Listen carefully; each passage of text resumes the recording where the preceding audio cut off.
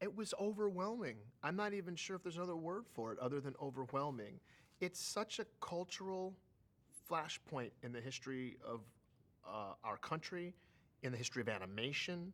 It's something that resonates with me. It was something. It's one of those things I saw in the theater, and it was. I just felt humbled and privileged to be a part of this. It's mythical in a way. Kamari feels like he's second in charge, and he's very kind of quick on his feet, and understands how the system works, understands that he needs to be loyal. Kamari's very patient with Azizi, who is played by the brilliant Eric Andre, and because he's very sarcastic and has a real nice kind of way with words, and Azizi does not grasp sarcasm easily. And so he's like, okay, I was making a joke, but now I'm going to have to explain the joke to you. So there's a lot of that. There's a lot of, I mean, whatever that looks like in hyena world, there's a lot of that going on. So, but he's a loyal soldier. He's a loyal soldier to the cause, to the hyena cause, and so he's really, he's a bit of a character. I'm humbled.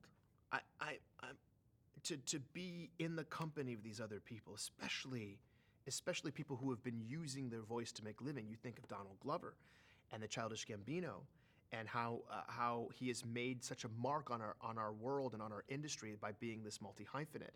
And then, I'm sorry, Darth Vader? I mean, I get to say I was in a movie with Darth Vader.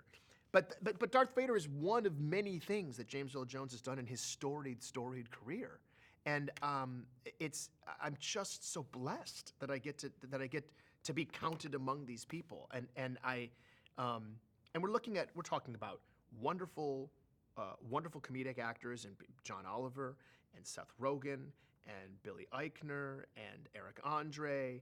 It's such a lovely, but then dramatic actors like Alfre Woodard and Chiwetel Ejiofor. The hits just keep on coming, and it's such a privilege. It's a privilege to be asked to have been just. I would have been the smallest part of this. Whatever they wanted, I would have done. Can I sweep the floors I just really admire the wide, vast array of talent that's been assembled for this film. Jon's palette, his creative palette, is very wide. I mean, he's painting with a lot of different paints. I feel like I think of Jon Favreau and I go, so what would you call it? A quintuple threat? Yeah, I mean, the man has comedic timing. The man has technical know-how.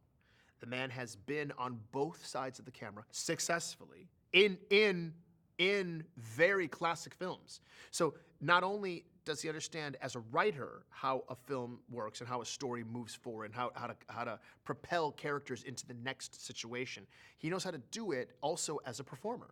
I mean, you don't get to be in movies. I mean, you get to make The Jungle Book, and you were also in Swingers and Rudy? What?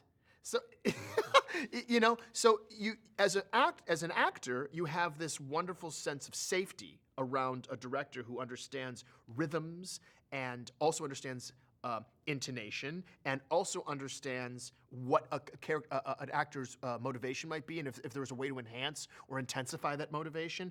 He's the real total package in that regard. And the fact that he has so much passion for the technical side of the story is fantastic.